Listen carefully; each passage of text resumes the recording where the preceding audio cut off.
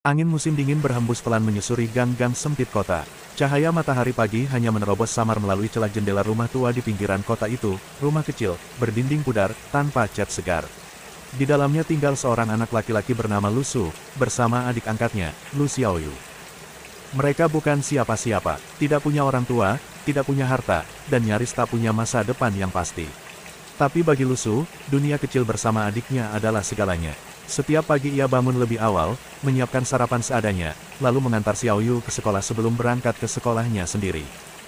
Ia hidup dalam kenyataan yang keras, di mana kebanyakan orang mengejar uang, kekuasaan, atau prestasi, namun Lu Su hanya mengejar satu hal, stabilitas untuk dirinya dan adiknya. Namun hari itu, sesuatu berubah. Pada malam sebelumnya, Lu Su bermimpi. Tapi ini bukan mimpi biasa.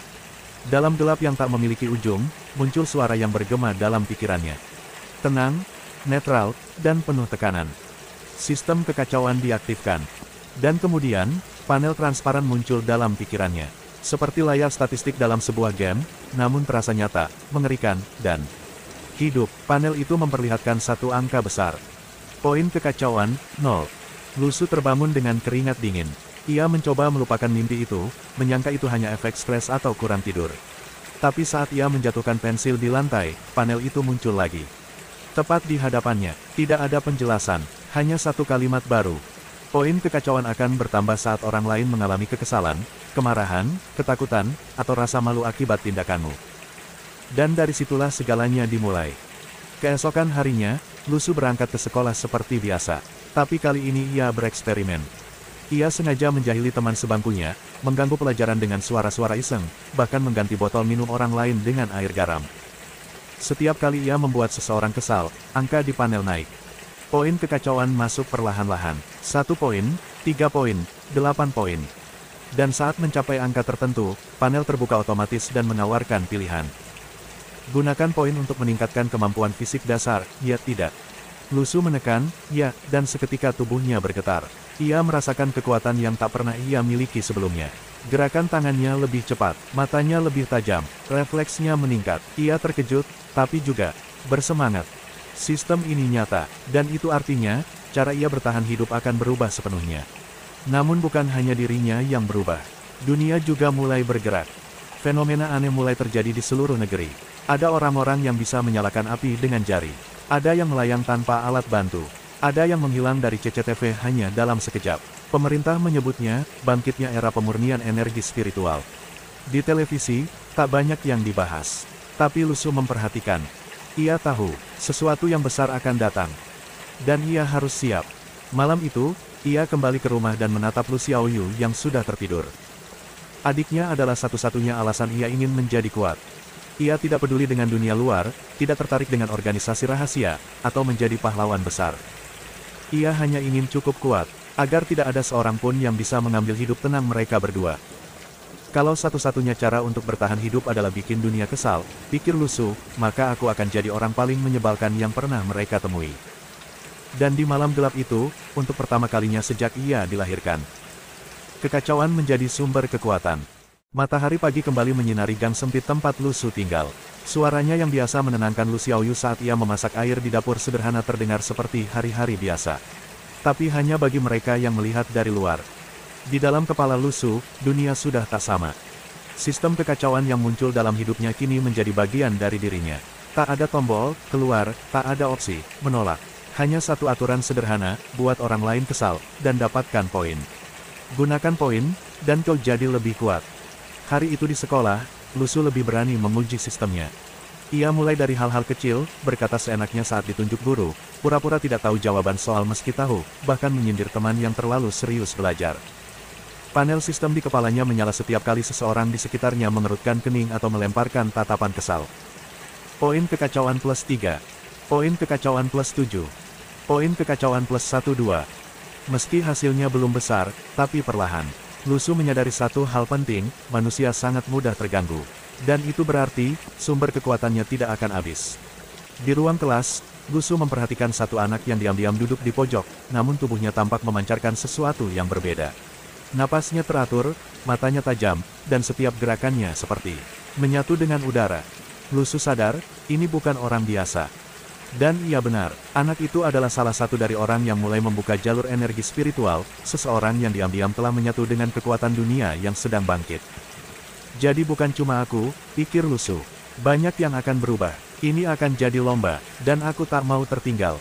Namun ia juga sadar, kekuatannya berasal dari kekacauan, bukan meditasi atau latihan spiritual seperti orang-orang lain. Ia bukan pendekar, ia bukan penyihir. Ia adalah pengganggu profesional. Di malam harinya, setelah sekolah dan pekerjaan paruh waktu yang ia lakukan demi uang makan, Lusu menatap statistik pada sistemnya. Angka-angka yang sebelumnya nol kini mulai tumbuh. Ia memeriksa daftar peningkatan. Fisik dasar, level 1. Reaksi, level 1. Kemampuan daya tahan, masih terkunci. Sistem itu juga menunjukkan bahwa poin yang ia kumpulkan bisa digunakan untuk memutar roda keberuntungan, sebuah mekanisme acak yang bisa memberi hadiah langka. Penasaran, Lusu mencoba sekali. Roda itu berputar dengan suara lembut, dan akhirnya berhenti di satu hadiah kecil, buah bintang. Saat ia memegang buah itu, tubuhnya langsung panas. Ada arus energi kecil yang menyusup ke dalam aliran darah, menguatkan otot, menyegarkan pikiran. Ini, nyata, bisik Lusu. Ia tertawa kecil, tak seperti kekuatan lain yang harus ditempa dengan meditasi atau teknik kultivasi, kekuatannya bisa berkembang dengan membuat orang marah. Dan dunia ini penuh orang marah. Malam semakin larut, Lusu masuk ke kamar Lu Xiaoyu dan memandangi wajah adiknya yang tertidur.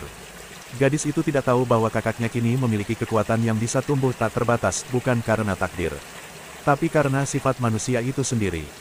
Namun saat ia hendak keluar, Lu Xiaoyu menggumam dalam tidur. Jangan pergi terlalu jauh, Kak. Lusu tersenyum. Ia tahu betul, seberapapun kuatnya ia nanti, satu-satunya alasan ia ingin bertahan dan terus maju adalah gadis kecil itu.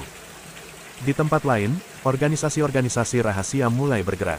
Pemerintah mulai merekrut bakat-bakat baru untuk pelatihan. Sinyal energi spiritual terdeteksi di berbagai penjuru negeri. Gerbang ke dunia lain mulai terbuka perlahan. Tapi di tengah semua itu, seorang anak bernama Lusu hanya mengasah kekuatan yang tak lazim. Dan menyiapkan diri untuk bertahan, dengan cara yang tak pernah diajarkan siapapun. Sejak malam pertama sistem itu muncul, Lusu mulai menjalani hidup yang sama sekali berbeda, meskipun secara lahiriah, ia masih terlihat seperti anak remaja biasa. Sekolah, pekerjaan sampingan, dan mengurus Lu Xiaoyu tetap jadi rutinitas hariannya. Namun di dalam pikirannya, panel sistem terus aktif. Setiap langkahnya, setiap emosi yang ia timbulkan pada orang lain, dihitung dalam satuan kekacauan yang kini menjadi mata uang kekuatan. Hari itu, sesuatu berbeda di sekolah. Di tengah jam istirahat, terdengar berita bahwa pemerintah telah mengeluarkan pengumuman rahasia, murid-murid yang terdeteksi memiliki potensi energi spiritual akan segera diseleksi untuk bergabung ke pelatihan khusus. Proyek itu disebut, Kelas Kultivasi Awal, program negara untuk menampung dan mengembangkan para kebangkitan awal. Dan rumor beredar cepat, siswa-siswa yang berhasil lolos akan mendapat perlindungan, dana, pelatihan khusus, bahkan status sosial baru. Lusu tidak tertarik pada ketenaran atau status. Tapi ia tahu, jika aku tak cukup kuat, aku dan Lu Xiaoyu tak akan aman. Dalam pikirannya, kekuatan bukan tujuan, tapi jaminan bertahan hidup. Siang itu, ketika semua siswa masih membicarakan tentang proyek baru itu, Lusu menerima undangan tidak resmi untuk mengikuti tes awal seleksi kebangkitan, karena sistem secara otomatis mendeteksi fluktuasi energi dalam tubuhnya.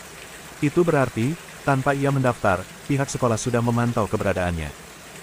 Dan dia tidak sendirian. Dalam aula sekolah, belasan siswa dikumpulkan. Ada yang bersemangat, ada yang gugup, tapi di antara mereka, hanya Lusu yang tenang dan menahan tawa. Karena ia tahu satu hal, kekuatan mereka datang dari meditasi atau bakat bawaan. Tapi kekuatannya datang dari cara yang lebih kotor. Ujian pertama adalah pengukuran stabilitas energi. Para murid diminta duduk, bernapas perlahan, dan membuka diri terhadap aliran spiritual dunia. Hasilnya akan menunjukkan siapa yang memiliki akar spiritual. Lusu pura-pura gagal. Panel sistem muncul diam-diam. Poin kekacauan plus 27 dari instruktur. Poin kekacauan plus 33 dari siswa yang iri. Poin kekacauan plus 14 dari gadis yang mengira kamu lemah. Lusu tersenyum dalam hati.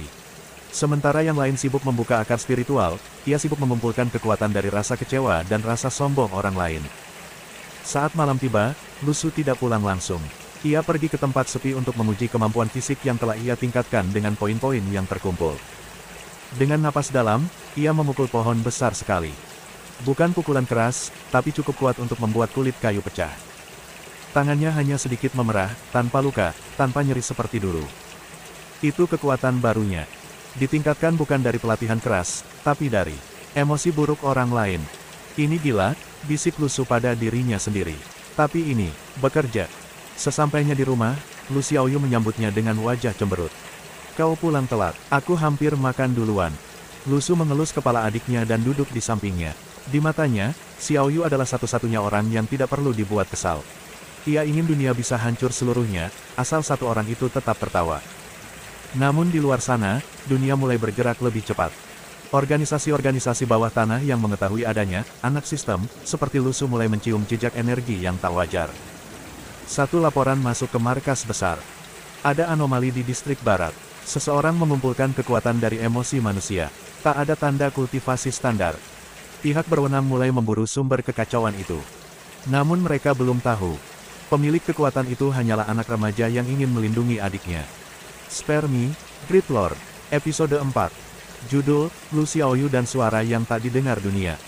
Setelah hari-hari awal sistem kekacauan membentuk fondasi kekuatan Lu Su, satu hal tetap konstan dalam hidupnya, keberadaan Lu Xiaoyu. Gadis kecil yang tumbuh bersamanya, yang lebih dewasa daripada usianya, dan diam-diam menyimpan sesuatu yang tak biasa. Lu Su mengira dirinya satu-satunya yang mengalami keanehan. Tapi ternyata, dunia punya rencana berbeda. Beberapa hari setelah uji seleksi, kebangkitan spiritual di sekolah, Lu Xiaoyu mulai bertingkah sedikit berbeda.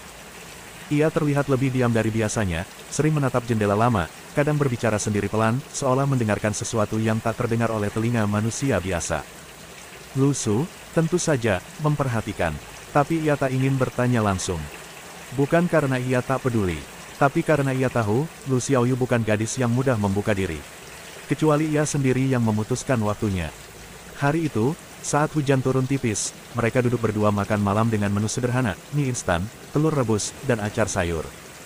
Tanpa melihat langsung, Lu Xiaoyu bertanya, "Kak, kalau seseorang bisa berbicara dengan sesuatu, tapi orang lain gak bisa dengar, itu aneh gak?" Lu Su berhenti menyuap. "Kalau kamu yang ngalamin, berarti gak aneh," jawabnya pelan. Lu Xiaoyu tersenyum, tipis sekali. Dan malam itu, rahasia kecil mulai terungkap. Di kamarnya, setelah semua lampu padam, Lu Xiaoyu memejamkan mata. Di benaknya, ada suara. Bukan bisikan, tapi resonansi. Seperti getaran lembut yang mengarah ke satu titik di dalam tubuhnya. Ia merasa hangat, tapi juga gelisah. Sejak Lu Su mendapatkan sistem aneh itu, dirinya pun berubah. Ia mulai mendengar suara-suara yang berbicara lewat emosi. Ia mulai tahu jika seseorang marah atau takut, bahkan sebelum mereka mengucapkannya. Dan yang paling aneh, ia bisa berkomunikasi dengan makhluk tak terlihat. Suatu malam, saat ia kesepian, ia berbicara kepada udara. Bertanya apakah seseorang di luar sana bisa menemaninya. Dan seseorang menjawab. Keesokan harinya, Lu Su sedang membaca status kekuatan dari sistem kekacauan. Poinnya bertambah drastis setelah membuat satu guru matematika di sekolah, mental breakdown, karena jawaban logika aneh yang ia sampaikan. Tapi saat ia masuk ke dapur, ia menemukan sesuatu yang membuatnya berhenti berpikir. Ada tanaman dalam pot kecil yang semula layu, kini tumbuh subur. Lu Xiaoyu duduk di depannya, tangan di pangkuan, mata kosong. Namun mulutnya bergerak seolah melafalkan sesuatu. Lu Su mendekat. "Kamu ngapain?" "Ngobrol," jawab Xiaoyu. "Dengan siapa?" "Dengan Xiao Ming." Lu Su menoleh ke pot. "Tanaman itu." "Xiao Ming." Lu Xiaoyu menatap kakaknya dan berkata pelan. Dia gak bisa bicara, tapi dia dengar. Dan di saat itulah Lu Su sadar. Bukan hanya dia yang berkembang. Lu Xiaoyu juga mengalami kebangkitan. Tapi bukan seperti dirinya. Malam itu, Lu Su tak bisa tidur. Bukan karena takut, tapi karena untuk pertama kalinya. Ia merasa dirinya bukan satu-satunya yang harus dijaga. Lu Xiaoyu juga menyimpan kekuatan, tapi kekuatannya bukan berasal dari sistem, bukan dari latihan, bukan dari kekacauan. Kekuatannya berasal dari sesuatu yang lebih dalam. Sesuatu yang belum bisa dijelaskan oleh siapapun.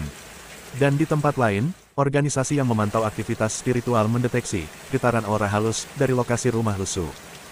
Mereka mencatatnya sebagai anomali tingkat rendah. Tapi itu cukup untuk menarik perhatian. Lokasi, distrik barat. Intensitas, lembut namun stabil. Sumber kemungkinan, individu perempuan, usia muda. Target baru telah lahir. Tapi mereka belum tahu. Anak itu bukan ancaman, dia hanya ingin bicara. Spare Me, Great Lord, Episode 5. Judul, Gerakan di Balik Bayangan, dan Senyuman yang Membingungkan. Hari-hari terus berjalan di kota kecil yang perlahan berubah seiring bangkitnya kekuatan spiritual. Tapi tidak semua orang sadar apa yang sedang terjadi. Dunia belum sepenuhnya terguncang, tapi dasar-dasarnya sudah mulai retak. Dan di tengah pusaran tak terlihat itu, Lusu menjalani harinya seakan-akan ia tetap bagian dari dunia biasa. Tapi diam-diam, ia mengamati, mengukur, menguji, dan menyiapkan diri. Pagi itu dimulai dengan biasa. Lusu berangkat sekolah, berjalan melewati gang sempit, menatap langit mendung yang entah kenapa terasa lebih berat dari biasanya. Hidungnya mencium aroma tanah basah, tanda hujan semalam belum menguap sepenuhnya. Sesampainya di sekolah, ada kegaduhan. Pemerintah, lewat perwakilan dari institusi keamanan dalam negeri, datang melakukan kunjungan mendadak. Mereka memeriksa data siswa, mengumpulkan laporan rahasia dari guru, dan diam-diam mengawasi aura energi dari anak-anak yang memiliki tanda-tanda kebangkitan. Kelas menjadi lebih tegang. 1-2 siswa dibawa keluar ruangan untuk tes tambahan. Beberapa kembali dengan ekspresi kosong. Beberapa tidak kembali sama sekali. Lusu hanya menunduk, tersenyum kecil, dan berkata dalam hati, "Jadi akhirnya kalian mulai menunjukkan diri." Ia tahu, organisasi besar di balik layar tak akan tinggal diam. Mereka pasti akan mencari dan mengamankan setiap anak dengan potensi. Tapi ia juga tahu, dirinya bukan target biasa. Sistem kekacauan dalam dirinya tidak bisa dideteksi lewat alat atau teknik pengukuran aura.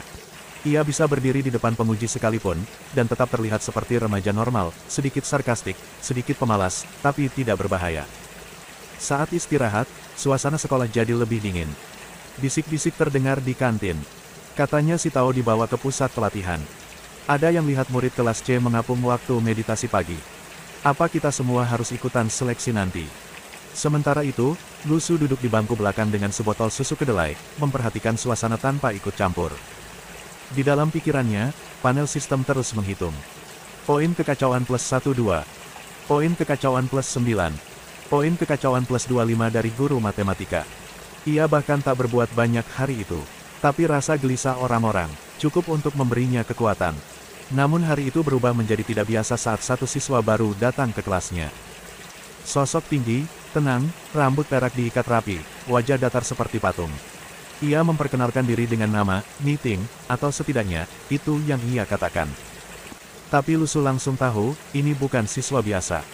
Aura di sekelilingnya tidak bergetar seperti manusia biasa. Ada tekanan tenang, seperti danau yang dalam, atau pedang yang belum ditarik dari sarungnya. Selama pelajaran berlangsung, siswa baru itu tak banyak bicara. Tapi ia terus menatap Lusu, seolah tahu ada sesuatu yang disembunyikan olehnya. Dan Lusu, bukannya cemas, justru menikmati perhatian itu. Ia melempar senyum, lalu menggambar kartun di ujung bukunya. Makin banyak yang memperhatikanku, pikirnya. Makin cepat aku tumbuh. Sore hari, saat siswa lain pulang, Lusu mengambil rute memutar. Ia tahu ada yang mengikutinya. Dan ia tahu siapa. Sebelum sampai rumah, ia berbalik dan melihat Niting berdiri di belakang tiang lampu. Tak ada kata yang diucapkan. Hanya saling tatap. "Kau tak takut padaku?" tanya Niting dalam hati. "Kau salah orang," pikir Lusu. "Aku justru menikmati ini." Detik itu, sistemnya menyala. Poin kekacauan plus 47 dari Niting. Lusu terkekeh, lalu berbalik dan pergi. Di rumah, Lu Xiaoyu sudah menunggu dengan makan malam di atas meja. Ia tidak bertanya apa-apa, tapi sorot matanya tahu banyak. "Ada yang ngikutin kamu hari ini?" tanyanya singkat. "Hanya orang penasaran," jawab Lusu santai. "Aku kasih pertunjukan kecil biar mereka makin penasaran." Lu Xiaoyu tertawa kecil. Mereka makan malam seperti biasa. Tapi di luar sana, dunia mulai mencatat nama Lusu sebagai potensi bahaya kelas 2. Namun tak ada yang benar-benar tahu bahwa ia menyimpan sistem yang tak bisa dikendalikan siapapun, karena kekuatannya lahir dari kelemahan orang lain. Dan kelemahan manusia, tidak pernah ada habisnya. Spare Me, Great Lord, Episode 6. Judul, Lusu menemukan cara baru menjadi kuat. Malam setelah pertemuannya dengan siswa misterius yang disebut Niting, Lusu tidak langsung tidur. Ia duduk di lantai kamarnya, punggung bersandar ke dinding, menatap layar sistem yang melayang diam-diam di hadapannya. Angka poin kekacauannya sudah melampaui 300, rekor tertingginya sejauh ini. Tapi ia tahu, itu belum cukup. Dunia yang dulu bisa dikendalikan dengan logika dan hukum kini berubah. Kekuatan berbicara lebih keras dari suara manapun, dan ia tidak bisa tinggal diam hanya karena sistem memberinya jalan alternatif. Kalau aku hanya bersandar pada orang-orang yang kesal padaku, pertumbuhanku lambat, pikirnya. Ia membuka menu sistem, dan melihat fitur yang sebelumnya ia abaikan, roda keberuntungan. Sebuah mekanisme putaran acak yang bisa memberikan item misterius dengan harga 100 poin kekacauan per putaran. Tanpa ragu, ia menukar 100 poin, dan roda pun mulai berputar. Suara klik-klik-klik seperti alat permainan murahan bergema dalam pikirannya. Hasil pertama, susu bintang. Botol kecil dengan cairan bercahaya lembut. Saat diminum, tubuh Lusu langsung diselimuti sensasi hangat yang menyebar ke seluruh otot dan tulangnya. Fisik meningkat, katanya sambil mengepalkan tangan. Putaran kedua menghasilkan item yang lebih aneh, jimat kosong. Sistem tidak memberi deskripsi, tapi intuisi Lusu mengatakan ini bukan benda biasa. Putaran ketiga. Item gagal, tertawalah lebih keras lain kali. Lusu memutar bola matanya. Tapi ia sadar, sistem ini bukan cuma tentang mengumpulkan kekacauan. Ia juga harus tahu kapan memanfaatkannya. Keesokan harinya di sekolah, Lusu kembali memainkan peran barunya, remaja sarkastik, pembuat masalah kecil, namun tidak cukup besar untuk dihukum serius. Ia mengejek guru olahraga dengan komentar soal gaya rambutnya. Ia menyalahkan teman sebangkunya karena menyerap oksigen terlalu cepat. Ia bahkan menaruh gambar kartun kepala besar meeting di papan pengumuman sekolah. Semuanya berhasil. Poin kekacauan plus 18. Poin kekacauan plus 41 dari meeting. Poin kekacauan plus 12 dari guru olahraga. Namun ada satu hal yang tak ia sadari, perlahan tapi pasti, sistemnya juga mempengaruhi orang-orang di sekitarnya. Saat istirahat, Lusu duduk di bawah pohon besar di halaman belakang sekolah, tempat biasa ia menghindari keramaian. Di situ, Lu Xiaoyu menyusulnya.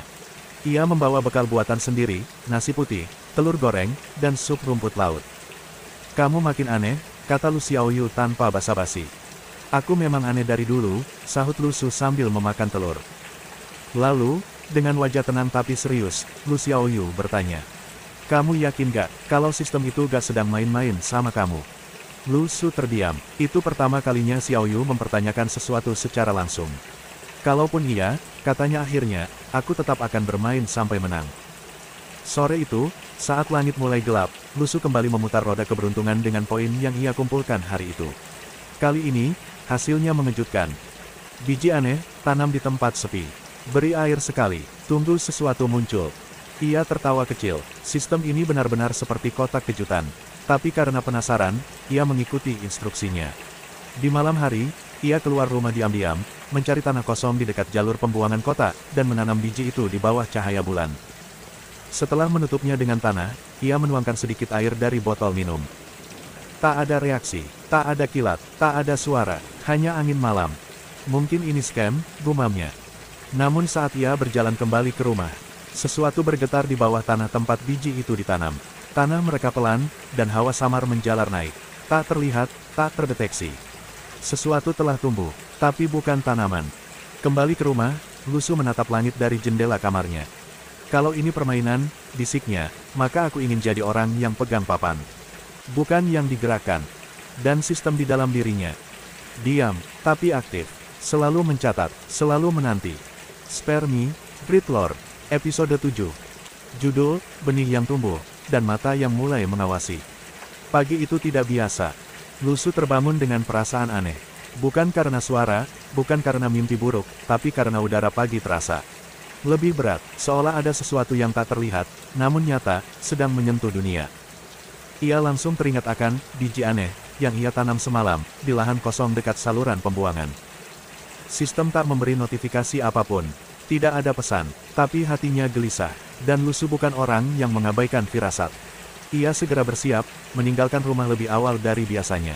Lu Xiaoyu belum bangun, angin pagi masih dingin, langit berwarna biru pucat, tanpa awan, tanpa suara. Kota ini, walau mulai digerogoti oleh aura spiritual, masih menyimpan wajah kehidupan normal. Tapi Lusu tahu, di bawah permukaannya, dunia sedang berubah. Ia tiba di lokasi tempat ia menanam biji itu. Langkahnya melambat. Apa yang ia lihat membuatnya terdiam. Di sana, tepat di tengah tanah yang ia gali semalam, telah tumbuh sebuah tunas berwarna hitam keperakan. Bentuknya seperti akar pohon biasa, namun mengkilap seperti logam, dan ujungnya perlahan berdenyut seperti nadi hidup. Tanah di sekelilingnya retak kecil, dan rumput liar menjauh dari tunas itu, seperti takut mendekat. Lusu menatap benda itu dalam diam. Ia tidak tahu apakah itu tanaman, makhluk, atau sesuatu yang belum bisa ia pahami. Sistem pun tetap sunyi. Tak ada petunjuk, tak ada penjelasan. Tapi saat ia mendekat, panel sistem tiba-tiba muncul. Biji aneh, fase 1 berhasil. Efek aura minor terpicu. Lingkungan sekitar mengalami penyimpangan spiritual. Penyimpangan spiritual. Lusu perlahan menyadari, tempat ini bukan lagi tanah biasa. Ada sesuatu yang tumbuh, dan dunia di sekitarnya menyesuaikan diri. Ia memutuskan untuk tidak menyentuhnya. Ia menutupinya dengan lembaran besi tua, dan menandainya secara halus agar bisa kembali diam-diam nanti. Namun sebelum pergi, ia mendengar suara kecil di kejauhan, suara angin yang seolah berkata. Dilihat, Lusu langsung menoleh ke arah suara. Tak ada siapapun, tapi tubuhnya merinding. Di tempat lain, di ruang pertemuan gelap penuh layar pemantau dan grafik data energi, seseorang memperhatikan peta digital kota. Titik merah muncul, lokasi energi fluktuatif minor, dengan frekuensi tak dikenal. Bukan aura manusia, kata salah satu analis. Tapi bukan alamiah juga, mungkin, intervensi dari benda luar sistem kultivasi. Komandan di ruangan itu mendekat, matanya tajam, suaranya rendah. Kirim tim investigasi ringan, jangan kontak langsung, awasi saja. Lusu belum tahu, ia mulai menarik perhatian pihak yang jauh lebih besar. Siang hari di sekolah, Lusu kembali ke rutinitas, bermain santai, menyebar sedikit sarkasme, mengumpulkan kekacauan kecil. Tapi pikirannya tak sepenuhnya di kelas. Poin sistem memang naik. Poin kekacauan plus 11. Poin kekacauan plus 6. Poin kekacauan plus 22. Tapi tunas aneh itu, tidak bisa ia abaikan. Dan di sudut sekolah, meeting, siswa misterius yang sebelumnya datang tiba-tiba, kembali menatapnya diam-diam. Namun kali ini, dengan mata yang lebih tajam, lebih fokus, seolah-olah ia bisa mencium adanya sesuatu yang asing dalam diri Lusu. Kau bukan bagian dari jalur spiritual biasa, batinnya. Dan memang benar. Saat malam tiba, Lusu menyalakan lampu meja, membuka panel sistemnya, dan mulai memeriksa statistik. Poin kekacauan terkumpul, 428. Fisik, level 2. Reaksi, level 2. Kemampuan pasif, belum terbuka. Anomali aktif, biji aneh, fase pertumbuhan, tidak dapat diintervensi. Ia menggulir ke bawah. Ada catatan tambahan dari sistem yang belum ia lihat sebelumnya. Efek biji aneh, mengacaukan pola energi lokal, menarik perhatian makhluk sensitif. Saran, persiapkan diri. Dan tepat saat membaca itu, jendela kamarnya bergetar pelan. Lu Xiaoyu keluar dari kamarnya. Kak, kau merasakannya. Lusu berdiri, memandangi jendela. Tak ada angin, tapi kaca jendela bergetar seolah udara itu sendiri. Mengalir mundur. Kita gak sendiri lagi, katanya pelan. Lu Xiaoyu mengangguk. Matanya tak menunjukkan takut, tapi siap. Dan di luar, di tempat gelap yang tak tampak di peta manapun, seseorang tersenyum tipis. Akhirnya, seseorang menanam kunci, dan membuka jalan. Spare Me, Great Lord, Episode 8. Judul, Langkah Pertama Menuju Dunia yang Tidak Bisa Mundur. Malam itu, Lusu tidak bisa tidur dengan tenang. Meskipun kamarnya hangat dan Lu Xiaoyu tidur nyenyak di sebelah, pikirannya terus berputar. Tunas yang tumbuh dari biji misterius. Getaran di udara, dan kalimat samar yang terasa seperti peringatan. Kau telah dilihat. Baginya, itu bukan ancaman langsung. Tapi lebih seperti tanda bahwa permainan telah benar-benar dimulai. Pagi harinya, ia tidak langsung ke sekolah. Sebaliknya, ia pergi ke lokasi tempat ia menanam biji itu. Dengan hati-hati, ia menyusuri jalan sempit di belakang permukiman warga, melintasi semak-semak, dan tiba di depan lembaran besi yang semalam ia jadikan penutup. Ketika ia membuka penutupnya, apa yang ia lihat membuatnya terdiam sesaat. Tunas itu telah tumbuh menjadi batang hitam setinggi lutut, dengan permukaan seperti kulit kayu logam. Tapi yang membuatnya berbeda adalah aura samar yang keluar darinya, bukan aura spiritual seperti yang dirasakan dari para kultivator, tapi sesuatu yang lebih mentah, lebih kacau, lebih purba. Dan di atas tanah, tepat di bawah tanaman itu, muncul pola melingkar samar, seperti ukiran rune, padahal tidak ada yang pernah mengukirnya. Panel sistem terbuka otomatis. Biji aneh memasuki fase kedua. Efek penyimpangan energi lokal meningkat. Kultivator dengan sensitivitas tinggi akan mulai menyadari kehadiran anomali tidak dikenal. Lusu mengerutkan kening. Apa ini akan jadi masalah? Pikirnya. Namun sebelum ia sempat berpikir lebih jauh, langkah kaki terdengar dari arah timur. Dengan refleks yang sudah terasa lewat sistem, Lusu sembunyi di balik dinding puing, memadamkan napas, dan mengamati dari sela retakan. Yang datang bukan warga biasa. Bukan juga kultivator lokal.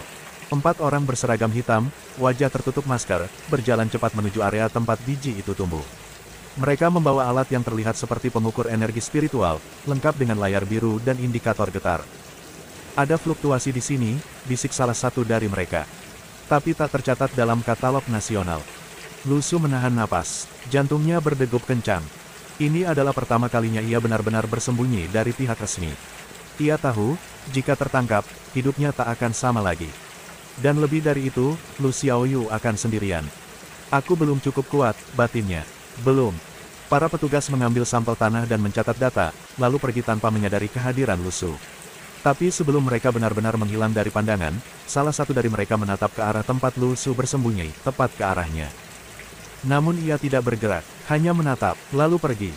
Apakah itu kebetulan, atau dia tahu? Setelah memastikan area aman, Lu Su keluar dari persembunyian dan kembali ke rumah. Namun kali ini, ia tidak langsung membuka panel sistem. Ia duduk diam di meja, menatap dinding. Lu Xiaoyu datang, duduk di sampingnya tanpa suara. Mereka mulai mencarimu, ya. Lu Su mengangguk. Benda yang kutanam, mengundang perhatian. Lu Xiaoyu tidak tampak terkejut. Ia hanya berkata, kalau begitu, saatnya kita tidak bermain-main lagi. Lu Su menatap adiknya. Gadis itu berbicara bukan sebagai anak kecil, tapi sebagai seseorang yang tahu, mereka sedang memasuki dunia baru, di mana kebaikan dan keburukan tidak lagi jelas.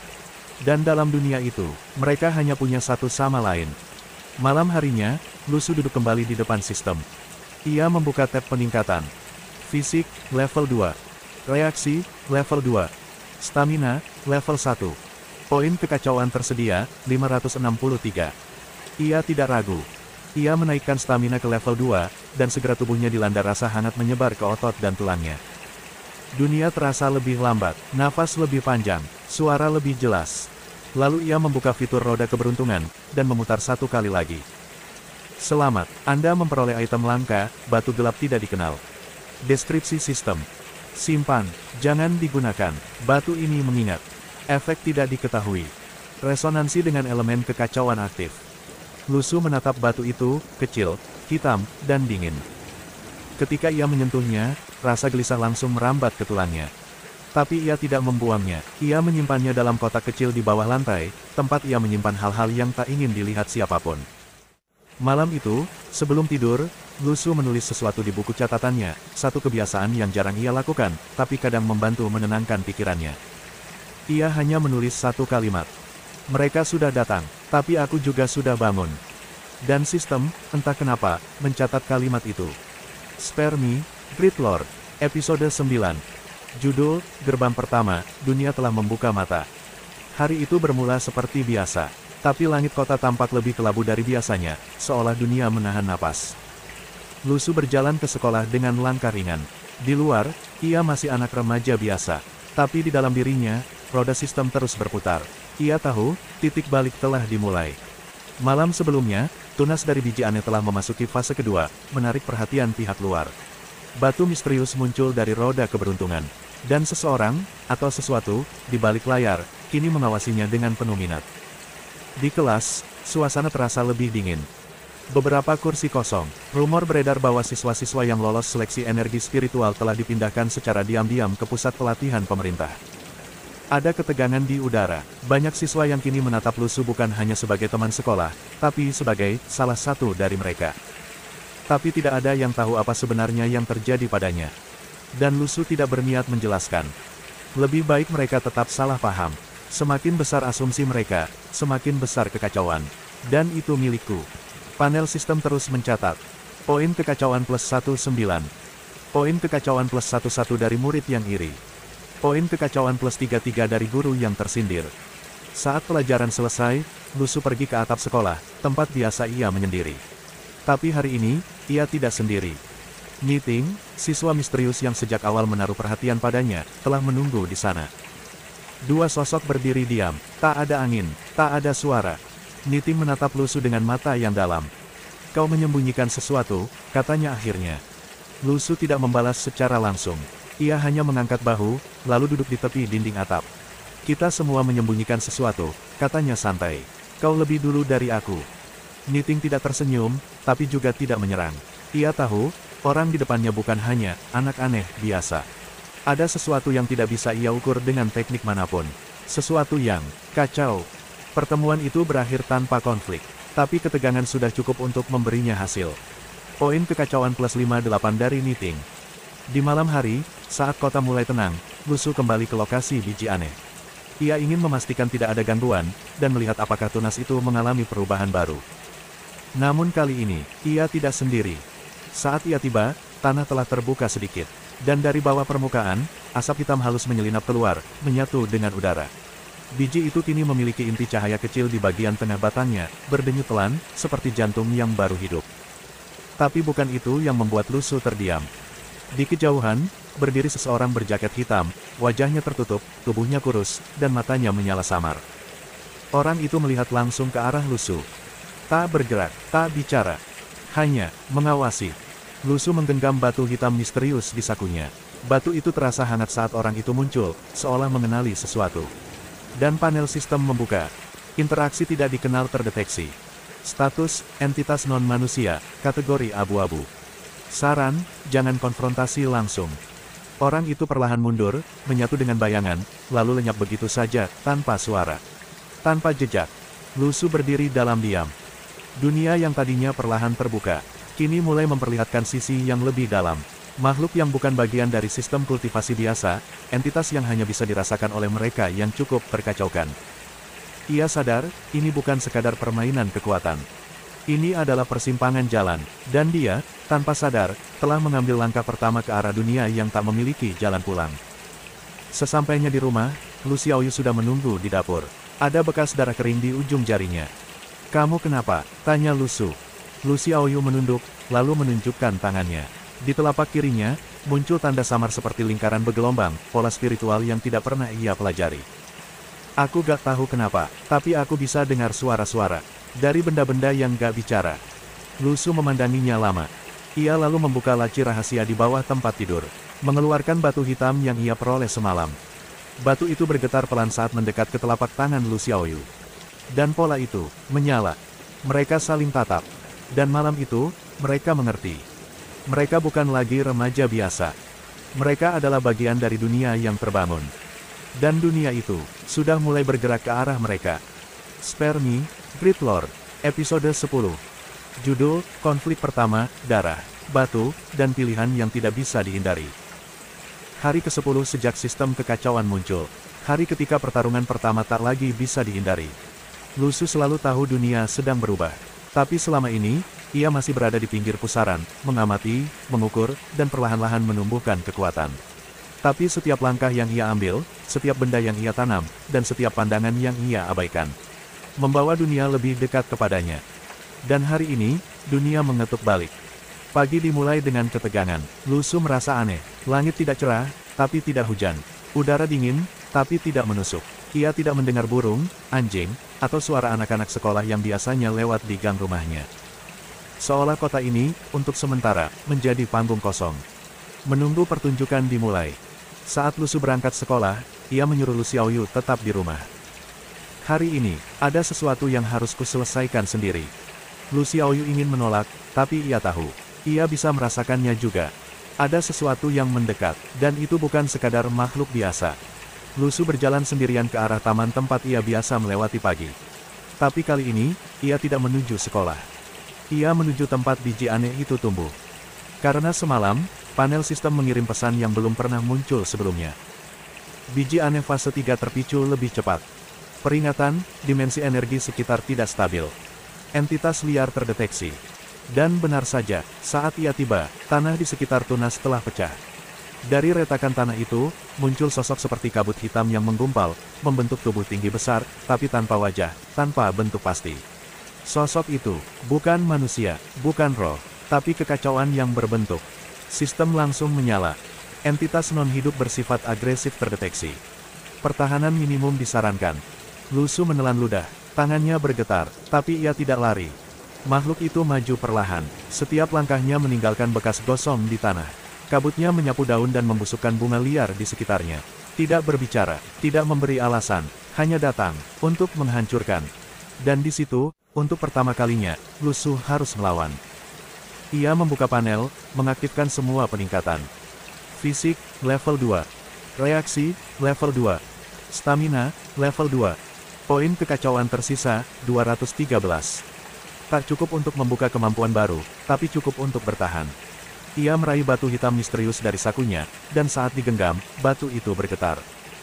Makhluk itu mempercepat langkah, dan tanpa aba-aba, meluncur. Serangan pertama nyaris menghantam kepala Lu Su.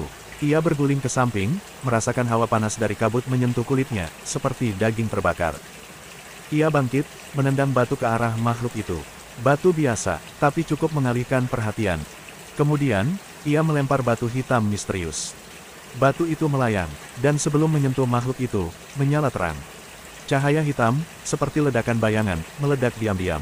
Tak ada suara, tapi makhluk itu terpental beberapa meter, tubuhnya pecah seperti debu sebelum kembali menyatu. Itu bukan senjata, gumam Lu Su, tapi penanda.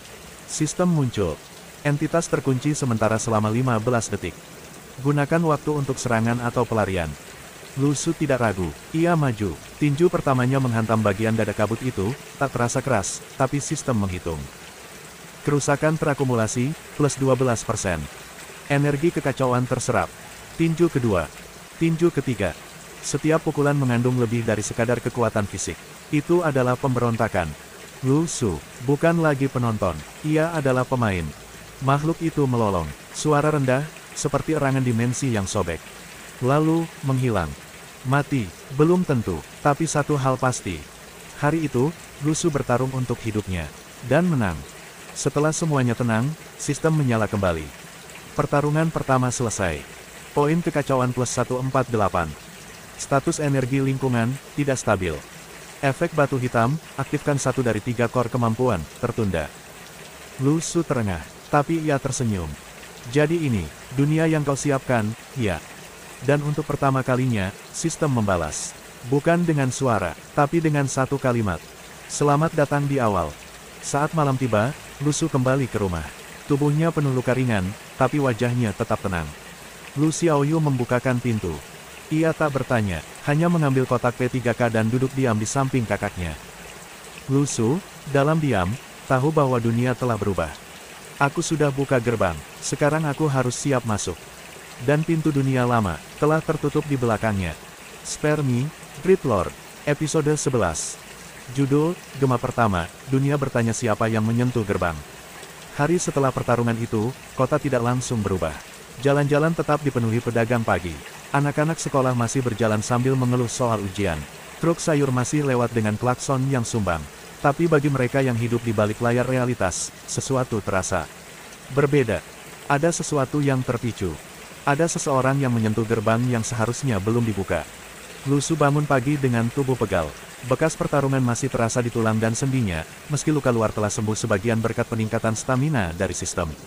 Ia menghadap cermin dan menatap matanya sendiri, tak ada perbedaan kasat mata, tapi di balik pupilnya, ada satu hal yang telah berubah.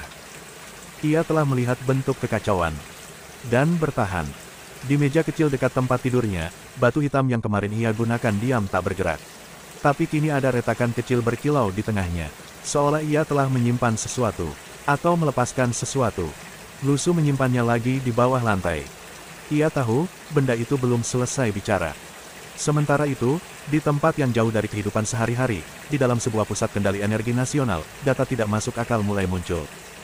Layar holografik berkedip, sensor energi di distrik barat, tempat Lu Su tinggal, menunjukkan lonjakan tajam lalu langsung menurun drastis, seolah sesuatu meledak dan menghilang dalam 1 detik. Ini bukan teknik spiritual biasa, ujar salah satu analis. Jalur gelombangnya liar, tidak terstruktur, tapi familiar. Komandan divisi mengerutkan kening. Periksa ulang semua rekaman satelit. Tandai siapapun yang keluar masuk wilayah itu dalam 24 jam terakhir. Dan untuk pertama kalinya, data energi Lu Su muncul di radar, meski hanya sebagai bayangan samar, seperti sinyal dari benda yang setengah nyata. Entitas tak dikenal terdeteksi. Kelas resiko, belum diklasifikasikan. Kode sementara, bayangan di tengah kota. Mereka tidak tahu namanya, tapi mereka tahu. Seseorang telah menyentuh sesuatu yang seharusnya tetap terkunci. Di sekolah, Lu Su datang seperti biasa. Ia tersenyum pada guru yang ia ganggu kemarin. Ia membuat komentar satir kecil di pelajaran olahraga. Ia memprovokasi debat ringan soal siapa yang akan jadi kultivator terkuat di kelas mereka. Panel sistem mencatat. Poin kekacauan plus 8. Poin kekacauan plus 13. Poin kekacauan plus 20 dari murid yang terprovokasi. Tapi pikirannya tidak berada di sekolah. Ia merasa diperhatikan. Di balik jendela kelas, di balik ruang guru, di antara anak-anak yang mengintip, Lusu mulai merasakan mata-mata yang bukan milik manusia biasa. Dan firasatnya benar. Saat istirahat, ia menuju atap sekolah, tempat di mana dulu Niting menghadapinya. Tapi kali ini, orang yang menunggunya bukan Niting. Seseorang baru berdiri di sana. Wajahnya biasa, pakaiannya seperti murid pindahan, tapi hawa di sekelilingnya terlalu tenang untuk disebut biasa. Ia membawa aura yang teredam, tapi penuh tekanan. Sama seperti seseorang yang bisa membunuh tanpa mengangkat tangan. "Kau Lusu?" tanyanya tanpa basa-basi. "Siapa yang bertanya?" sahut Lusu tenang. Orang itu tidak menjawab, ia hanya mengeluarkan lencana kecil dari sakunya, lencana besi hitam dengan simbol spiral terbalik. Lusu mengenali itu. Badan Penstabilan Energi Nasional. Divisi rahasia pemerintah yang bertanggung jawab atas kontrol kekuatan spiritual. "Kami tidak ingin menyakitimu, kami hanya ingin berbicara." Lusu tidak menanggapi langsung, tapi senyum di wajahnya perlahan hilang. "Kalau kau hanya ingin bicara," katanya, "kenapa sejak kemarin kau sudah mengintai tempat tinggalku?" Orang itu terdiam sesaat. "Kami tak menyangka, kau bisa menahan kontak langsung dengan entitas tak dikenal. Itu tidak umum." Lusu menatap tajam. "Aku tidak umum." Hening panjang. Orang itu akhirnya berkata, "Kami akan menghubungimu secara resmi. Tapi untuk saat ini, tolong hindari area publik untuk sementara." Lusu menoleh, memandang langit. "Kalau aku menolak," orang itu tersenyum. "Kalau kau menolak, dunia akan datang sendiri kepadamu." Dan ia pergi. Malam hari, Lusu membuka sistem. Fisik, level 2. Stamina, level 2. Reaksi, level 2. Poin kekacauan terkumpul, 612. Status batu hitam, pasif. Retak aktif, fungsi tersembunyi tertunda. Lalu muncul notifikasi baru. Pilihan baru tersedia, aktifkan jalur kekacauan, mode integrasi tahap awal. Biaya, 500 poin kekacauan. Efek, membuka jalur energi alternatif non-spiritual, berbasis efek balik emosi dan kekacauan sosial. Lusu membaca itu pelan.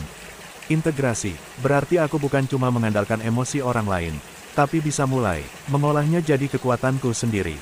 Ia menatap angka 612. Dan tanpa ragu, menekan aktifkan.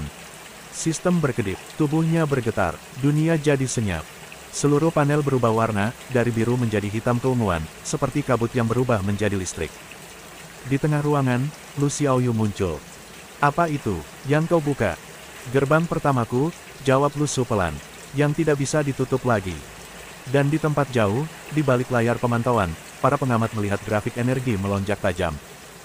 "Tuan," kata seorang petugas. Bayangan itu mulai bergerak. Spare Me, Great Lord, episode 12. Judul, Integrasi Pertama, ketika kekacauan menjawab. Malam ketika Lusu menekan tombol, aktifkan jalur integrasi kekacauan, bukan sekadar malam perubahan. Itu adalah malam kelahiran ulang. Dalam 1 detik, sistem yang selama ini ia kenal sebagai sumber kekuatan acak, yang bergantung pada emosi orang lain, berubah menjadi pintu ke arah yang lebih dalam. Bukan hanya mengumpulkan kekacauan, kini ia menyatu dengannya. Begitu tombol ditekan, tubuh Lusu seolah jatuh ke dalam keheningan. Semua suara lenyap, ia tidak lagi berdiri di kamar kecilnya, tidak di bawah atap rumah tuanya, tapi di tempat kosong, gelap, tak berbatas, seperti langit tanpa bintang. Namun ada sesuatu di sana, bisikan, getaran, emosi, marah, kecewa, takut, tertawa mengejek, tangis kecil yang tak pernah diucapkan. Semua itu datang dari tempat yang sama, dunia. Dan sekarang, Lusu tidak hanya bisa mendengar. Ia merasakan. Sistem terbuka otomatis. Jalur integrasi awal aktif. Efek, energi emosi negatif tidak lagi pasif. Kini dapat diolah menjadi kekuatan mentah. Fisik meningkat otomatis sesuai tekanan mental eksternal. Dan saat itu, ia kembali sadar. Masih di kamar, masih duduk, tapi jantungnya berdetak lebih kuat, matanya menangkap gerak debu di udara. Ia bisa mendengar detik jam dari 2 ruangan sebelah. Bahkan, ia bisa merasakan denyut emosi Lu Xiaoyu yang tertidur di kamar lain. Kekuatan itu kini tinggal dalam dirinya. Bukan sekadar sistem. Keesokan harinya, Lu Su berjalan ke sekolah seperti biasa. Tapi jalanan kota terasa berbeda. Ia tidak tahu kenapa, tapi orang-orang yang marah, frustasi, atau panik, semuanya terasa lebih terbaca. Seorang pejalan kaki yang sedang memaki ponselnya, memancarkan tekanan kecil yang menyebar ke radius 1 meter. Seorang penjual sarapan yang kelelahan, menyebarkan rasa frustrasi. Dan Lu Su merasakan itu menempel di kulitnya. Dan sistem respons. Energi kekacauan terserap, plus 0,3 unit. Unit disimpan sebagai cadangan tenaga batin. Lu Su tersenyum. Ia kini menjadi penyerap alami dari kekacauan dunia. Tanpa perlu memancing, tanpa perlu menyulut. Dunia itu sendiri, secara pasif, memperkuatnya. Di sekolah, suasana sedang panas. Beberapa siswa baru datang, mereka adalah pindahan khusus dari program pelatihan pemerintah. Tujuannya, menggabungkan siswa yang sudah menunjukkan potensi spiritual dengan siswa biasa. Untuk pengamatan diam-diam. Lu Su langsung tahu siapa mereka. Postur tegap, mata waspada, percakapan hati-hati. Dan yang paling mencolok, mereka tidak memancarkan emosi apapun. Dilatih untuk tak merasakan, pikir Lu Su. Sayangnya, aku tak bermain di medan mereka. Di kelas, guru memperkenalkan mereka dengan kalimat biasa. Mereka hanya anak pindahan, harap bantu mereka menyesuaikan diri. Lu Su tertawa kecil. Membantu menyesuaikan diri, atau membantu mengawasi.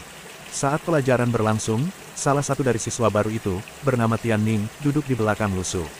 Sejak awal jam, mata anak itu tidak lepas dari punggung Lu Su. Dan Lu Su bisa merasakannya. Poin kekacauan plus 8 dari Tian Ning.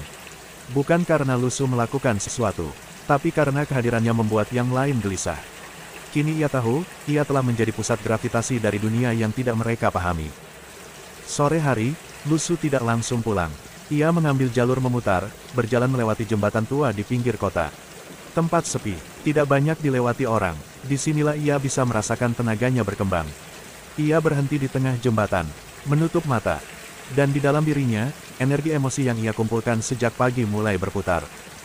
Sistem membuka mode baru. Kompresi energi kekacauan, aktif. Formasi pertama, gelombang tekanan jiwa. Seketika, seluruh tubuhnya ditimpa tekanan mental luar biasa, bukan dari luar, tapi dari dirinya sendiri. Semua rasa sakit masa lalu, semua ingatan akan malam lapar, tatapan penghinaan, kesepian. Ditekan dalam satu titik. Namun ia tidak hancur. Kalau kekacauan adalah sumber kekuatanku, maka biarkan aku menelannya sepenuhnya. Dan saat itu, ledakan energi tak kasat mata menyebar dari tubuhnya. Tidak ada cahaya, tidak ada suara, tapi radius 30 meter dari tempat ia berdiri. Menjadi sunyi total. Burung-burung terdiam, angin berhenti.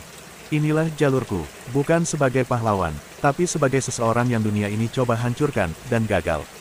Malam harinya, Lu Xiaoyu menatapnya dengan tatapan yang aneh. Kau berbeda, katanya. Apa yang kau buka kemarin? Aku bisa rasakan getarannya. Lu Su mengangguk. Aku tidak tahu akan jadi apa aku nanti. Tapi aku tahu, satu-satunya yang tak akan aku lepaskan adalah kamu. Dan saat mereka makan malam, di tempat jauh, di balik layar organisasi rahasia, muncul peringatan baru. Subjek, bayangan tengah kota. Status, berubah. Catatan, kemungkinan akses ke jalur non-spiritual. Level ancaman meningkat menjadi kelas B tidak dapat diukur dengan standar biasa. Dan dari dalam ruangan itu, seorang tokoh penting berdiri. Kita harus bicara dengannya, tapi bukan sebagai musuh, mungkin sebagai sesuatu yang lebih. Karena kalau tidak, kita akan berhadapan dengan kekuatan yang lahir bukan dari teknik, tapi dari penderitaan manusia sendiri. Spare Me, Great Lord, Episode 13. Judul, Tawaran dari Dunia Lama. Beberapa hari berlalu sejak Lu Su membuka jalur integrasi kekacauan, dan sejak saat itu, semuanya berubah. Ia tak perlu lagi menciptakan kekacauan untuk memperkuat dirinya, dunia sendiri kini menjadi sumber tenaganya. Ketakutan, kemarahan, kebencian. Semua itu mengalir ke dalam tubuhnya seperti arus liar, dan tubuhnya tak lagi menolaknya. Namun kekuatan baru selalu mengundang perhatian baru. Dan hari itu, perhatian itu datang mengetuk pintunya. Pagi berjalan seperti biasa. Lu Su bangun, mempersiapkan sarapan untuk Lu Xiaoyu, mengecek statistik sistem, dan seperti kebiasaan barunya, menyimpan 1 jam untuk merasakan energi dunia. Sistem mencatat, energi kekacauan terserap hari ini, 7,3 unit. Formasi jiwa dalam tubuh, stabil. Kemampuan pasif tubuh, daya tahan meningkat. Ia tersenyum tipis. Tidak ada letupan besar, tidak ada transformasi mendadak, tapi kekuatannya perlahan menjadi bagian dari aliran hidupnya sendiri. Namun siang harinya, saat sekolah selesai, seseorang sudah menunggunya di depan gerbang. Bukan petugas, bukan guru, bukan siswa pindahan, melainkan pria dewasa dengan jas rapi dan lencana resmi di kerahnya. Rambutnya rapi, matanya tajam, tapi yang membuat Lu Su langsung waspada bukan penampilannya, melainkan aura kosong yang menyelimutinya. Orang itu tidak memancarkan rasa takut, marah, ataupun keinginan. Ia netral sepenuhnya. Lu Su. Sapa dulu, baru tanya, sahut Lu Su sambil melangkah pelan. Pria itu tersenyum kecil. Aku dari Badan Pengawas Energi Nasional. Kita tahu kamu berbeda, dan kami diutus untuk berbicara, bukan memaksa. Lu Su tidak langsung menanggapi, tapi ia memperhatikan sekeliling. Di seberang jalan, ada mobil hitam dengan jendela gelap. Di atas atap bangunan toko, ada burung palsu, kamera pengintai yang terlalu canggih untuk masyarakat umum.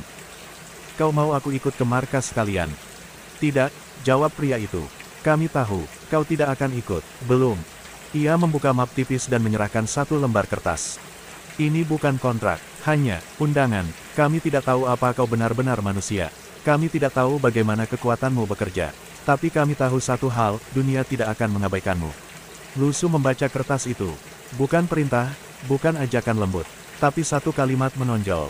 Jika kekacauan adalah sistemmu, maka kami ingin tahu siapa yang akan kamu pilih untuk dihancurkan terlebih dahulu. Ia menggulung kertas itu tanpa berkata. Sampaikan ke atasanmu, aku tidak menerima undangan dari dunia yang dulu ingin membuangku. Pria itu tidak tampak tersinggung. Ia menunduk sopan, lalu berjalan menjauh. Namun sebelum pergi, ia berbalik dan berkata, kau akan memilih sisi, Lu Su. Semua orang pada akhirnya memilih. Dan kemudian, ia lenyap di balik mobil hitam. Tidak menekan, tidak menyerang, tapi meninggalkan sesuatu yang lebih menakutkan daripada ancaman, pilihan. Di rumah, Lu Xiaoyu membaca dokumen yang dibawa kakaknya. Mereka takut sama kamu, katanya pelan. Tapi juga penasaran. Lu Su tidak menjawab, ia duduk di jendela, memandangi malam kota. Sistem muncul. Catatan eksternal, pendekatan dari organisasi resmi diterima. Efek, jalur konflik sosial dibuka, cabang pengaruh sistem terhadap struktur eksternal. Fungsi baru, interaksi kekuasaan. Lu Su membuka panel baru yang muncul. Di sana, tertulis jelas. Nama, Lu Su.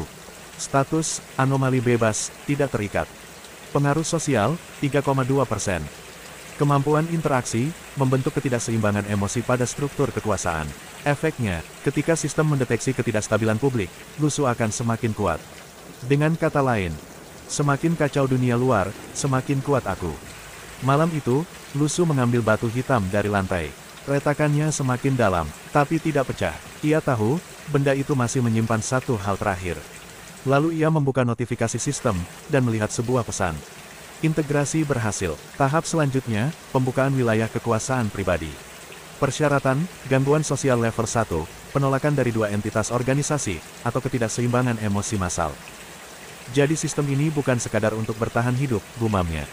Ini, untuk mengganggu keseimbangan dunia. Di tempat jauh, dalam ruang observasi, pria berjas tadi duduk bersama seorang wanita tua dengan mata tertutup. Bagaimana auranya? Tenang di luar, tapi badai di dalam. Apa dia akan bekerja sama? Tidak, tapi lebih baik, kita tidak memaksanya. Wanita tua itu menarik napas, lalu berkata, karena jika anak itu memilih sisi yang salah, bukan hanya kita, tapi seluruh fondasi dunia baru ini akan runtuh. Spare Me, Great Lord, episode 14. Judul, menjadi bagian dari dunia baru. Setelah menerima tawaran dari Badan Pengawas Energi Nasional, Lu Su merasa dunia yang dulu ia kenal, kini mulai berubah. Semua yang pernah dianggapnya sebagai hal biasa mulai terasa lebih rumit. Organisasi besar, sistem yang semakin kuat, dan kekuatan yang terus berkembang. Lu Su tidak bisa menghindar dari kenyataan bahwa dirinya kini lebih terhubung dengan dunia luar daripada sebelumnya. Tawaran yang datang kepadanya, meskipun tidak memaksakan apapun, tetap membawa pilihan yang sulit. Di satu sisi, ada potensi untuk memperkuat dirinya, tetapi di sisi lain, ada ancaman besar yang mengintai di setiap langkahnya. Namun, Lu Su bukan orang yang mudah dipengaruhi. Dia sudah cukup lama hidup tanpa bergantung pada siapapun. Kekuatan yang dia miliki berasal dari dalam dirinya, bukan dari kekuasaan eksternal. Tapi kali ini, tantangan yang dihadapi jauh lebih besar daripada yang pernah dia bayangkan sebelumnya. Siang itu, setelah kejadian dengan pria dari badan pengawas, Lu Su kembali melanjutkan rutinitasnya. Namun, ada sesuatu yang berbeda. Energi kekacauan yang ia rasakan sekarang lebih tajam, lebih terfokus. Sesuatu yang selama ini terpendam dalam dirinya mulai muncul ke permukaan. Sistem memberi notifikasi. Kekuatan dunia luar mengalir lebih banyak. Sumber energi baru ditemukan, ketidakseimbangan emosi massal. Interaksi dengan organisasi eksternal terbuka, meningkatkan kekuatan global. Lu Su mengerutkan kening. Sepertinya, meskipun dirinya masih belum tahu sepenuhnya apa yang diinginkan dari dirinya, kekuatan yang ia miliki semakin terikat dengan dunia luar. Kekuatan ini tidak hanya bergantung pada dirinya saja, tapi juga pada reaksi dunia terhadapnya. Dunia ini menjadi lebih terhubung dengannya daripada yang ia duga. Di sisi lain, Lu Xiaoyu tetap menjadi pengingat penting bahwa Lu Su tidak bisa terlalu jauh terperosok dalam dunia kekuatan dan pengaruh. Kamu tidak bisa terlalu bergantung pada kekuatan itu, Kak, katanya, menyadari perubahan yang mulai terjadi pada kakaknya. Kekuatan itu bisa saja menghancurkanmu. Lu Su hanya tersenyum kecil. Aku tahu, jawabnya, namun di matanya terdapat kilatan yang tidak bisa disembunyikan. Tapi, dunia yang tidak bisa bertahan karena ketidakstabilan, akan runtuh. Kalau dunia ini harus berubah, maka aku akan menjadi bagian dari perubahan itu. Keesokan harinya, dunia luar tidak tinggal diam. Laporan-laporan mulai muncul, membicarakan tentang fenomena yang tidak dapat dijelaskan yang semakin meningkat, terutama terkait dengan anomali-anomali seperti yang dimiliki oleh Lu Su. Apa yang dulunya dianggap mitos atau bahkan fiksi, kini menjadi kenyataan yang tak terelakkan. Di ruang rahasia sebuah organisasi besar, diskusi tengah berlangsung. Apa kita benar-benar membiarkan anak itu berkembang seperti ini? Jika kita terus menahannya, dia bisa saja menghancurkan kita semua. Tapi kita tidak bisa membiarkan kekacauan ini berkembang lebih jauh tanpa pengawasan. Kita harus memutuskan, apakah kita akan mengendalikan dia, atau membiarkan dia melanjutkan dengan jalan yang dia pilih. Di ujung meja, seorang pria tua dengan jubah hitam menatap layar hologram yang menunjukkan gambar Lu Su. Kami harus menarik garis tegas. Tidak ada yang bisa mempengaruhi dunia ini tanpa kontrol. Tapi, ada kemungkinan, dia justru bisa menjadi aset besar bagi kami. Kita harus terus memantaunya. Diskusi ini semakin panas. Banyak yang meragukan langkah-langkah yang akan diambil, namun satu hal pasti, kehadiran Lu Su tidak bisa diabaikan begitu saja. Sementara itu, di luar, Lu Su menerima kunjungan tak terduga. Seorang pria berpakaian biasa, tanpa tanda-tanda kekuasaan besar, namun membawa aura yang berbeda. Sebelum Lu Su sempat berkata apapun, pria itu mengangkat tangan. Aku datang untuk memperingatkanmu. Siapa kamu? Lu Su bertanya, menilai setiap gerakan pria tersebut dengan seksama. Aku bukan siapa-siapa, tapi aku tahu lebih banyak daripada yang kamu kira. Pria itu menjawab dengan suara rendah namun jelas. Dunia ini lebih gelap dari yang kamu bayangkan, Lu Su. Dan mereka yang melihatmu sebagai ancaman, mungkin bisa lebih dekat dari yang kamu kira. Lu Su hanya menatap pria itu, tanpa berkata apapun. Siapa mereka? Mereka yang tahu kekuatanmu bisa menghancurkan dunia. Jika kamu memilih untuk tidak bekerja sama dengan mereka, kamu hanya akan semakin terisolasi, kata pria itu sambil berbalik, memberi Lu Su pesan terakhir. Jangan terlalu yakin bahwa dunia ini akan membiarkanmu bebas. Keesokan harinya, Lu Su merasa ada yang berubah dalam tubuhnya. Ada sesuatu yang menggerakkan dunia luar ke arahnya, dan semakin banyak orang yang mulai menyadari kekuatan aneh yang dimilikinya. Tidak hanya itu, beberapa peristiwa yang terjadi di sekitar dunia semakin membuktikan bahwa kekacauan bukan hanya bagian dari dirinya, tetapi juga bagian dari tatanan baru yang sedang berkembang. Sistem mencatat, setelah Lu Su meresapi informasi dan kejadian yang baru saja terjadi. Catatan eksternal, reaksi dunia terhadap anomali tersisa. Kemampuan baru dibuka, pembukaan jalur pengaruh eksternal. Efek, meningkatkan ketegangan sosial, menjadi pemicu bagi perubahan besar. Pada malam yang sama, di ruang rapat yang sunyi, wanita tua yang sebelumnya mengamati Lu Su, berbicara dengan seorang pria muda. Jika dia tidak memilih untuk bekerja sama, maka kita harus melakukan langkah-langkah yang lebih ekstrim. Namun, dia memiliki kekuatan yang kita butuhkan. Apakah kita benar-benar ingin melawan dia? Kita tidak bisa kalah, wanita itu menjawab dengan dingin. Kita harus memutuskan, apakah kita akan mengendalikannya, atau membiarkannya menghancurkan kita. Keesokan harinya, Lu Su duduk sendiri, menatap langit yang mulai gelap. Angin membawa hawa dingin yang aneh, dan seolah dunia di sekitarnya mendengarkan setiap langkahnya. Aku harus memilih, dengan hati-hati, pikirnya. Spare Me, Great Lord, episode 15. Judul, Mereka yang Ingin Mengendalikan Kekacauan.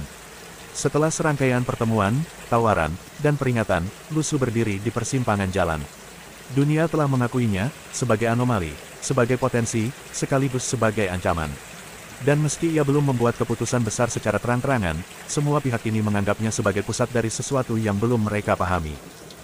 Dan karena itu, mereka mulai bergerak. Pagi itu, Lusu merasa sesuatu dalam udara telah berubah. Matahari memang bersinar seperti biasa. Jalanan masih ramai, tapi keheningan tertentu menyelimuti setiap langkahnya.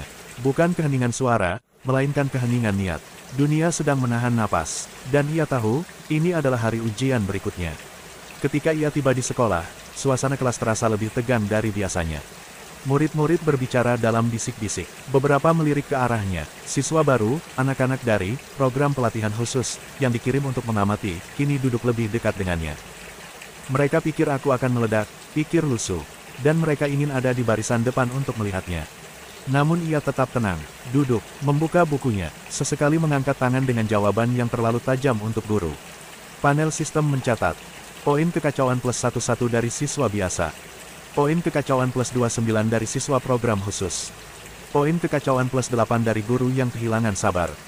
Tapi siang itu, kejadian yang lebih besar datang. Seseorang yang baru memasuki sekolah. Bukan murid, bukan guru, tapi berpakaian kasual seperti relawan atau pembicara tamu. Lusu langsung tahu, ini bukan orang biasa. Aura orang ini, terlalu tenang, terlalu rapi. Tidak ada emosi di wajahnya, tidak ada kebingungan dalam geraknya. Tapi juga tidak ada kehangatan. Duta intervensi, bisik Lusu dalam hati. Bukan petarung, bukan pemaksa, tapi negosiator.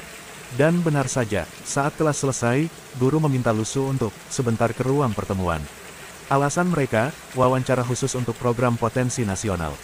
Apapun nama programnya, gumam Lusu, ini cara lain untuk menekan pilihan ke tenggorokanku. Di ruang pertemuan itu, pria tadi duduk di kursi, menatap Lusu seperti menatap sesuatu yang harus ditata.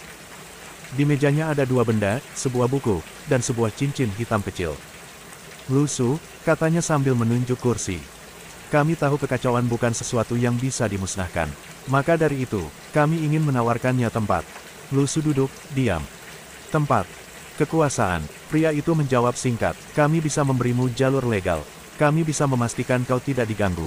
Bahkan memberi kamu sumber daya. Tapi ada satu syarat. Yaitu, kamu harus mau disupervisi. Bekerja di bawah struktur, mengikuti sistem. Kami tidak akan membatasi kekuatanmu. Kami hanya ingin kamu terkendali.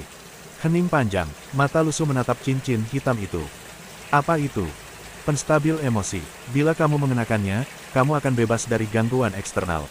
Emosi publik tak akan lagi menyusup ke dalam dirimu. Lusu menoleh. Tapi aku hidup dari itu. Pria itu menyipitkan mata.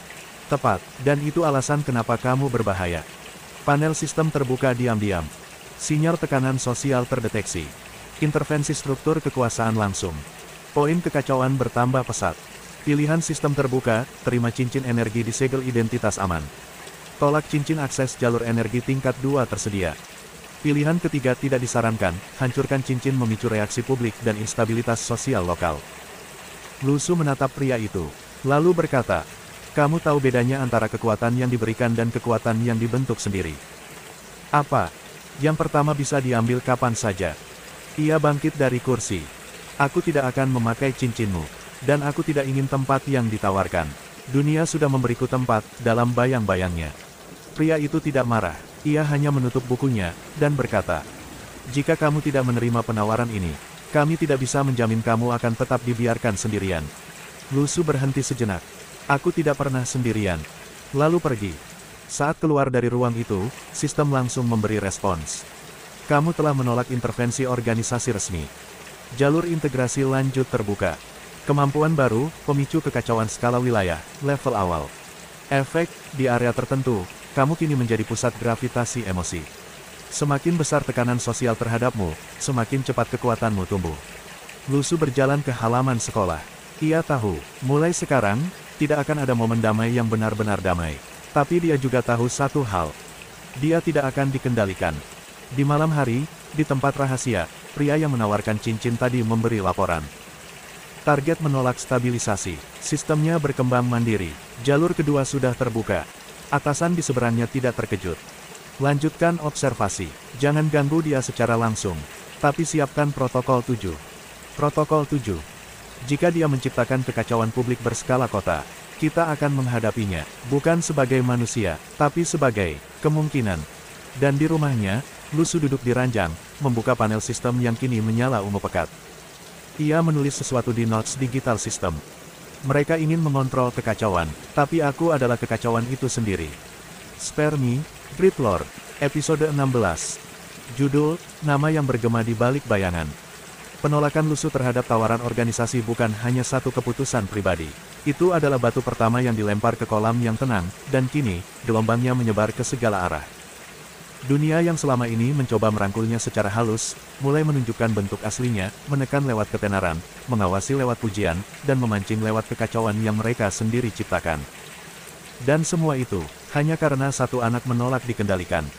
Keesokan harinya, nama Lusu mulai muncul secara tersirat dalam jaringan informasi bawah tanah. Bukan nama lengkap, tentu, tapi simbol, kode, bayangan tengah kota, anak anomali, sumber ketidakstabilan regional. Di internet, media sosial mencuatkan berita-berita samar tentang fluktuasi energi tidak terklasifikasi di sekitar wilayah tempat tinggalnya. Para peneliti mulai berspekulasi di forum terbatas. Fenomena kekacauan yang menyatu dengan individu. Apakah ini jalur spiritual alternatif atau entitas baru? Kalau kekuatan itu bisa diperkuat dari emosi massa, berarti kita sedang berbicara tentang senjata hidup. Dan di atas semua percakapan itu, Lusu tetap diam. Ia tak membantah, tak mengklarifikasi, tak membela. Karena semakin dunia berspekulasi, semakin kuat dirinya menjadi. Sistem mencatat, ketidakstabilan sosial plus 2,3% di wilayah sekitar. Reputasi bayangan meningkat. Kekacauan pasif bertambah otomatis, plus 6,7 unit per hari. Peringatan, efek resonansi sosial dimulai. Mereka tidak lagi sekadar memperhatikanmu. Mereka mulai bereaksi terhadapmu. Hari itu di sekolah, suasana berubah total. Beberapa siswa mulai menjaga jarak dari Lusu, bukan karena takut secara langsung, tapi karena kebingungan kolektif. Siapa sebenarnya Lusu? Kenapa semua orang tampak hati-hati padanya? Ada yang mengatakan dia bisa mempengaruhi pikiran. Ada yang bilang dia bisa menyerap aura. Ada juga yang percaya, diam-diam, bahwa Lusu adalah avatar kekuatan tua yang kembali dari masa lalu. Lusu hanya tersenyum. Dan setiap tatapan curiga itu, sistem menyala. Poin kekacauan plus 9. Poin kekacauan plus 15. Poin kekacauan plus 21 dari rasa takut tidak rasional. Saat istirahat, seorang guru, bukan guru tetap, tapi utusan dari luar, memanggilnya ke ruangan khusus. Guru itu berbicara pelan, rapi, dan dengan kata-kata yang hampir terdengar seperti puisi. Lusu, tahukah kamu, dunia ini tidak takut pada kekuatan, tapi pada yang tidak bisa diklasifikasi. Apa maksudmu? Maksudku, jika kamu tetap berada di luar sistem, kamu akan dipaksa untuk menjadi sistem itu sendiri. Lusu tidak membalas, tapi ia mengerti, jika seseorang menolak ikut aturan, maka mereka akan menciptakan aturan baru hanya untuk melawannya. Dan itu, sedang terjadi padanya sekarang. Sore itu, saat ia berjalan pulang, ia mendapati sekelompok anak baru sedang menunggunya di ujung gang. 4 orang, semua berwajah asing, semua membawa aura yang tak bisa disembunyikan, kultivator tingkat rendah yang dikirim untuk mengukur kemampuan seseorang. Salah satu dari mereka melangkah maju. Lusu, itu nama yang kutulis di botol airku, jawabnya santai. Kami hanya ingin berteman, ucap yang lain, tapi tangan mereka menahan napas spiritual. Lusu tertawa kecil. Kalian ingin lihat apa yang dunia kalian tidak bisa ukur. Dan saat itu, energi kekacauan dalam dirinya meledak tanpa peringatan. Bukan serangan, bukan ledakan fisik, tapi tekanan emosi mentah. Dalam radius 10 meter, anak-anak itu langsung kehilangan fokus. Satu memegang kepala, merasa mual. Satu lainnya mundur pelan, mata terbelalak. Apa ini? Gumam mereka. Tekanan balik emosi. Tidak mungkin, dia menyatu dengan kerumunan. Lusu melangkah maju 1 langkah. Mereka semua mundur 2 langkah. Katakan pada orang yang mengirim kalian, bisiknya. Aku bukan anomali, aku adalah akibat dari semua pilihan kalian. Mereka tak berkata apa-apa, tapi mereka mengerti. Dan mereka pergi. Malamnya, sistem memperbarui status. Zona kekuasaan emosional tingkat 1 terbentuk, area radius 15 meter di sekitar pengguna menjadi resonator emosi. Efek, musuh yang tidak memiliki kontrol emosi tinggi akan terpengaruh secara mental saat memasuki zona ini. Status baru, pemicu pasif wilayah, aktif. Lusu menatap panel itu lama. Mereka ingin mengunci aku. Tapi mereka lupa, kekacauan bukan bisa ditahan. Kekacauan tumbuh. Dan di kejauhan, di kantor pusat organisasi pemantau, muncul catatan khusus. Subjek bayangan kini menunjukkan efek pasif terhadap struktur sosial lokal. Risiko meningkat. Saran taktikal, jangan dekati. Uji hanya dari jauh. Dan di kursi teratas ruangan itu, seseorang bergumam. Kita sudah terlambat, dia tidak lagi bisa dikendalikan. Kini, kita hanya bisa memilih. Berdiri di sisinya, atau bersiap saat dia berdiri sendiri melawan semuanya. Spare Me, Great Lord, episode 17. Judul, ketika mereka datang bukan untuk menyerang, tapi meminta perlindungan. Beberapa hari berlalu sejak zona kekuasaan emosional aktif di sekitar Lusu. Ia tak lagi menjadi sekadar anak yang dicurigai organisasi. Kini, ia adalah titik pusat kekacauan lokal, pusat pusaran yang membuat siapapun gelisah saat mendekat, dan kuat. Hanya karena dunia tak bisa berhenti memperhatikannya. Namun yang datang hari ini, tidak datang dengan niat menyerang. Mereka tidak membawa senjata, tidak membawa ancaman. Yang mereka bawa hanyalah ketakutan. Pagi itu, Lusu sedang duduk di halaman belakang rumahnya, membaca panel sistem sambil menghirup teh hangat. Sejak kekacauan sosial meningkat, energi yang masuk padanya hampir tak ada jeda. Energi kekacauan harian, plus 9.6 unit. Status zona emosi, stabil, resonansi lingkungan aktif. Lu Xiaoyu sedang menyiram bunga sambil sesekali memandangi kakaknya. Mereka tidak perlu bicara, dalam diam mereka saling tahu, dunia akan datang lagi. Tapi mereka tidak akan lari. Dan mereka benar. Tengah hari, saat matahari berada tepat di atas kepala, suara langkah terdengar di depan pagar rumah. Lusu membuka pintu, dan di hadapannya berdiri 3 orang asing. Pakaian mereka usang, ransel compang camping di punggung. Tapi sorot mata mereka jelas, mereka adalah kultivator. Namun tidak seperti yang biasa Lusu temui, yang arogan, sombong, dan suka pamer kekuatan, ketiga orang ini terlihat letih, penuh luka, dan di matanya, ada rasa gentar yang tertanam dalam. Kau Lusu, tanya yang tertua dari mereka. Bergantung siapa yang bertanya, jawab Lusu santai. Kami tidak datang untuk melawan, kami datang karena kami tidak punya tempat lain. Lusu memicingkan mata, tidak menjawab, tapi membiarkan mereka melanjutkan. Kami dari komunitas kultivator independen, tidak bergabung dengan pemerintah, tidak juga dengan organisasi bawah tanah. Tapi akhir-akhir ini, kami diburu, bukan oleh manusia. Hening sejenak. Kami kehilangan 8 orang dalam 3 malam. Kami lari, lalu kami dengar tentang kamu. Lusu tetap tak bicara. Mereka bilang, kamu adalah pusat kekacauan, tapi tidak memihak, tidak tunduk, tidak terkendali, dan yang lebih penting, tidak takut.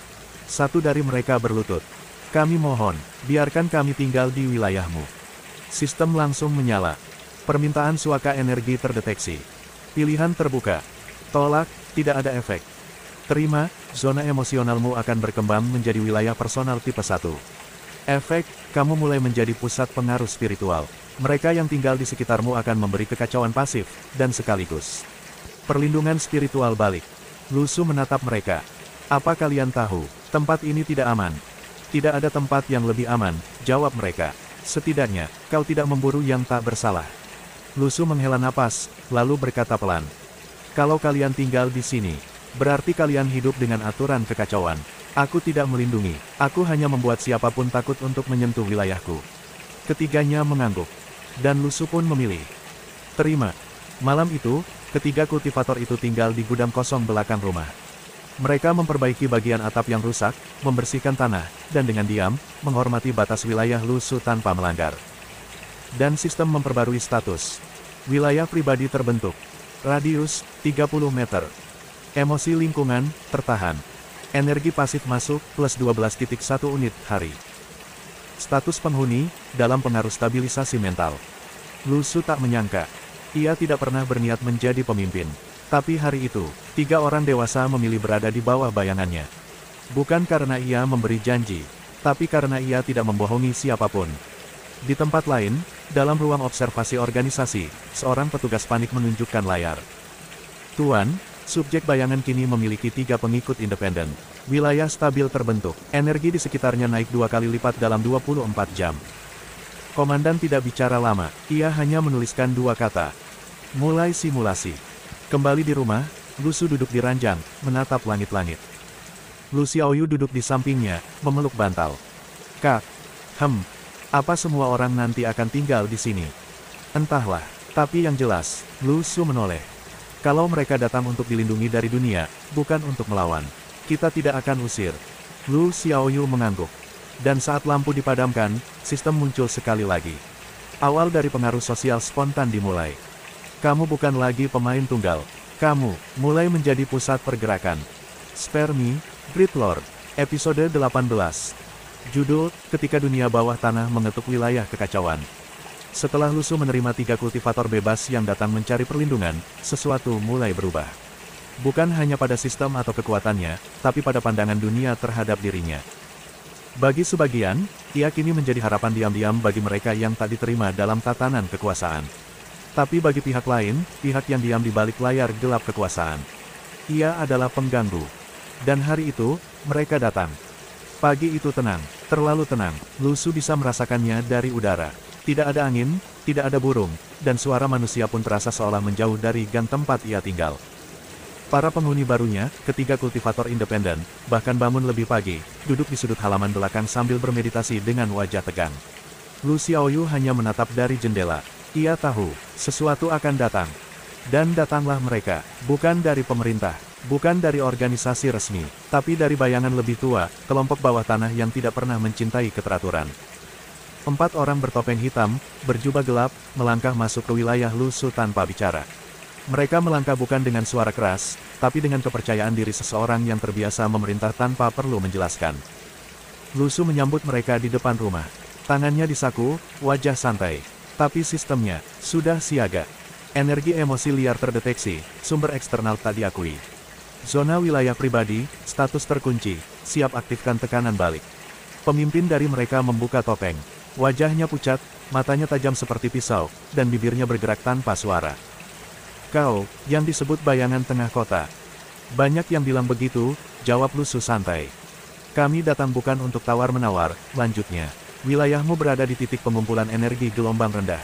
Tempat ini milik kami, sebelum kau tumbuh di sini. Lu Su mendengus. Lucu, aku tak lihat nama kalian di tanah ini. Orang itu mengangkat tangannya. Beri kami wilayah ini, atau bersiap menerima tekanan dari kami semua. Sistem menyala. Poin kekacauan plus 77 dari pemimpin fraksi gelap. Poin kekacauan plus 41 plus 43 plus 39 dari 3 anggota lainnya.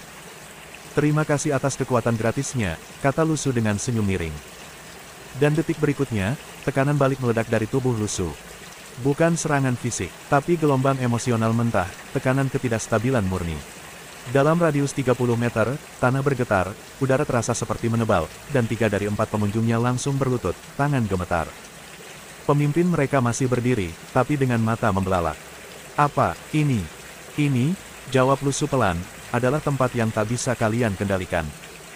Tiba-tiba, dari balik bayangan gang sempit, muncul bayangan lain. Orang kelima. Tinggi, berjubah kelabu tua. Tidak memakai topeng, tapi begitu ia muncul, 4 orang sebelumnya langsung mundur. Lu Su menatapnya. Aura orang ini, bukan aura manusia biasa. Dia seperti lubang hitam, tidak memancarkan energi, tapi menyedot semuanya. Bahkan sistem Lu Su terasa lambat untuk sesaat. Orang itu tersenyum. Kau berhasil membuat suara, anak muda. Kau siapa? Tanya Lu Su tajam. Kami, yang menjaga batas antara kebebasan dan kehancuran. Dan tempatmu, terlalu dekat ke keduanya. Kau mau apa? Mau lihat, apa benar seorang anak bisa menahan kekacauan, dan tidak hancur? Orang itu melangkah ke dalam zona kekuasaan Lu Su. Tapi aneh, tidak ada efek padanya. Sistem mencatat, entitas level tinggi masuk zona. Efek zona tertunda, tekanan emosi terserap, tidak terpantul. Status, tidak dikenali, waspada. Orang itu berhenti hanya 2 langkah di depan Lu Su. Aku tak akan melawanmu hari ini. Tapi jika kau ingin menjadi kekuatan dunia, bukan hanya pembicaraan. Cepat atau lambat, kita akan bertemu lagi. Bukan untuk bicara. Dan saat itu tiba, jangan minta dunia membelamu, karena dunia tidak akan ada untukmu. Dan ia pun pergi. Setelah mereka lenyap, ketiga kultivator suaka keluar dari persembunyian. Mata mereka masih berkaca-kaca. Itu, bukan sekadar kultivator biasa, ucap salah satu. Kau benar, jawab Lu Su. Itu adalah dunia bawah tanah yang ingin tetap berkuasa. Kau akan melawan mereka. Aku tidak akan mengejar. Tapi, kalau mereka datang lagi, aku tidak akan membiarkan satu pun kembali. Sistem kemudian memunculkan opsi baru. Fungsi wilayah diperluas, opsi, perisai pasif, aktif. Efek baru, siapapun yang berniat menyerang di dalam wilayahmu, akan menerima tekanan balik 3 kali lipat. Wilayahmu kini masuk daftar klasifikasi internasional sebagai zona anomali tipe K. Dan dari tempat yang jauh, di dalam ruang hitam tanpa cahaya, seorang tua dengan mata tertutup membuka mulutnya untuk pertama kalinya dalam 5 tahun. Zona K telah terbentuk. Bayangan, telah menjadi bayang-bayang dunia. Spare Me, Great Lord, episode 19. Judul, dia yang tidak datang untuk menyerang, tapi menggoyahkan hati. Setelah pertemuan intens dengan organisasi bawah tanah dan lahirnya zona anomali tipe K, Lu Su mengira tekanan akan datang dari kekuatan kasar, dari senjata atau duel kekuatan. Tapi dunia tidak selalu menyerang dengan kekerasan. Kadang, dunia mencoba memelukmu, untuk mematahkanmu dari dalam. Hari itu, awan menggantung rendah di atas kota. Cuaca tidak menentu, dan suasana di wilayah kekuasaan Lu Su menjadi lebih senyap dari biasanya. Bahkan burung yang biasanya berkicau di pagar rumah pun diam. Lu Su merasakan sesuatu yang berbeda. Tenang, tapi aneh. Sistem bahkan memberi peringatan samar. Gelombang emosi halus terdeteksi di batas zona. Sumber tidak agresif, intervensi psikologis diprediksi. Efek samping potensial, kelemahan keputusan. Dan kemudian dia datang. Seorang gadis muda, usia sekitar 16 atau 17 tahun. Rambut panjang, pakaian sederhana, dan senyum yang terlalu tenang untuk seseorang yang datang ke tempat penuh ancaman. Ia tidak membawa senjata, tidak ada aura tekanan, tapi begitu ia melewati batas zona, udara berubah. 3 kultivator yang tinggal di halaman belakang langsung mundur ke dalam rumah, seolah ada kabut tipis yang merayap perlahan ke dalam pikiran mereka. Lu Su berdiri di pintu. "Siapa kamu?" "Namaku Mei Yun," jawab gadis itu. "Aku diutus, bukan untuk menyerangmu, tapi untuk bicara. Semua orang bicara belakangan ini. Tapi aku berbeda, aku tidak bicara dengan mulut," katanya sambil meletakkan tangan di dadanya. "Aku bicara dengan rasa." Dan detik itu juga, gelombang emosi halus menyebar dari tubuhnya. Hangat, damai, seolah semua luka masa lalu tidak pernah ada. Lu Su langsung mengaktifkan sistem. Perisai emosi aktif, tekanan mental diredam. Tipe emosi, nostalgia, rasa aman, penyesalan, rindu. Namun meski sistem menahan serangan itu, Lu Su merasakan sesuatu. Suara Lu Xiaoyu saat kecil. Malam-malam kelaparan yang dulu mereka lewati. Wajah ibunya yang samar. Kenangan-kenangan yang seharusnya terkubur, kembali membisik. Mei Yun melangkah pelan, mendekati tangga depan rumah. "Kau takut bukan karena tak mampu, tapi karena dunia terlalu sering mengkhianatimu. Kau tahu banyak. Karena aku dilatih untuk tahu," jawabnya. "Kau bukan musuh. Kau hanya seseorang yang sedang mencoba bertahan." Lu Su mencengkeram pagar. Ia tak suka ini. Serangan kekuatan bisa ditangkis, tapi serangan yang masuk lewat hati tak selalu bisa dilawan dengan tinju. Sistem mencatat. Poin kekacauan, plus 82 dari gangguan emosi internal. Status mental, stabil, terancam. Mei Yun duduk di tangga. Ia menatap ke arah taman kecil yang penuh rumput liar. "Jika kamu mau, dunia bisa memperbaiki semua ini. Kamu hanya perlu menyerahkan sedikit kendali." "Mereka mengirimmu untuk membujuk. Mereka mengirimku karena mereka tahu yang bisa menyentuhmu. Bukan pedang, tapi masa lalu." Hening. Lalu Lu Xiaoyu keluar dari rumah. Tatapan Mei Yun dan Lu Xiaoyu bertemu. "Pergi. Aku tidak datang untuk menyakiti. Kau datang untuk menyentuh hal yang tidak bisa disentuh.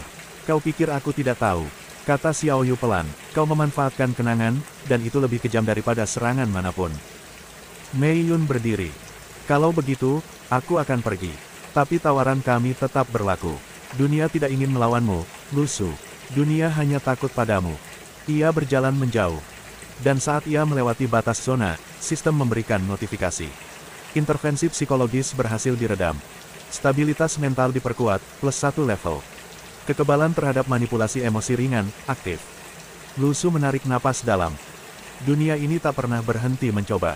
Tapi aku juga tak akan berhenti bertahan." Malam itu, ia duduk di ranjang, membuka panel sistem. Di sana, muncul satu tab baru. Pilihan jalur kekuasaan, cabang kepemimpinan atau cabang kesendirian. Cabang kepemimpinan, buka potensi menjadi pusat gerakan, pengaruh terhadap sosial dan aliansi. Cabang kesendirian, fokus pada kekuatan pribadi, pertahanan absolut, dan ketahanan mental. Sistem menunggu. Lu Su menatap layar, lalu memilih. Cabang kesendirian. Panel berkedip. Pilihan terkunci. Dunia akan menjauh, tapi kamu akan berdiri tetap tegak. Lu Xiaoyu masuk, duduk di sampingnya tanpa bicara. Lu Su menoleh dan berkata, dunia ini, tidak butuh aku untuk tunduk. Dunia ini, perlu tahu, bahkan kekacauan pun bisa memilih untuk tidak dimiliki siapapun. Dan langit malam itu, hening, tapi damainya bukan karena tenang. Damainya, karena badai tengah mengumpulkan kekuatannya. Spare Me, Great Lord, Episode 20. Judul, Saat Dunia Menyebutmu Ancaman. Hari itu datang seperti pagi lainnya, udara dingin, langit mendung, dan langkah kaki Lu Su yang tetap tenang melewati gang kecil menuju warung untuk membeli sarapan murah. Tapi sejak dia menolak bujukan lembut, ancaman halus, dan godaan emosional, dunia tak lagi memperlakukannya sebagai bagian dari permainan. Kini, ia adalah papan catur itu sendiri. Dan dunia memutuskan untuk bermain serius. Pagi itu, layar-layar informasi internal milik Lembaga Keamanan Nasional menyala serentak. Satu nama muncul di dalam klasifikasi darurat. Subjek, bayangan tengah kotak kode, LS01. Status, ancaman terkontrol tingkat A. Rekomendasi, pengawasan intensif, isolasi sosial, pembentukan satuan khusus non-konfrontatif. Seseorang mengetik pelan. Dengan ini, kami menyatakan subjek LS01 bukan lagi kandidat, tapi potensi pemicu instabilitas nasional. Di sisi lain, Lu Su sedang duduk di warung kecil, menyantap telur rebus dan mie panas.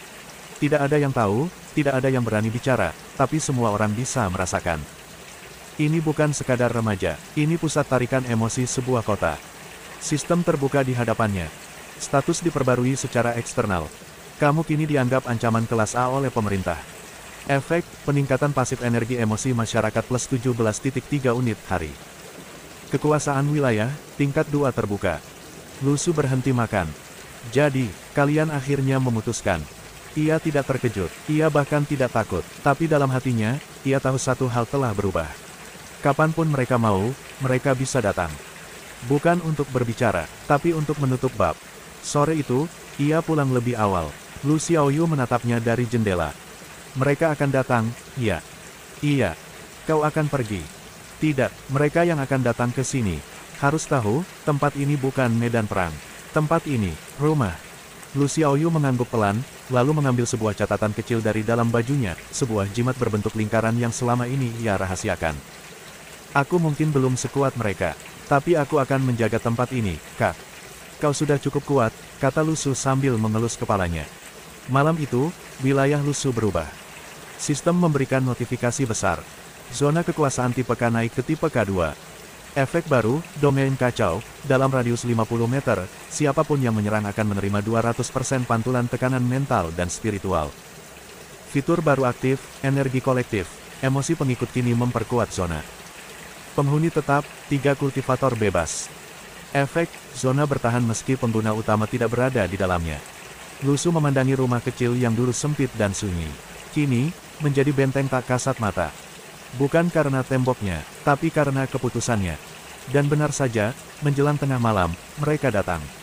Bukan tentara, bukan polisi, tapi tim khusus yang didesain untuk menangani fenomena anomali spiritual. Diam-diam, tanpa sirene, tanpa suara. 4 orang mendekati batas zona.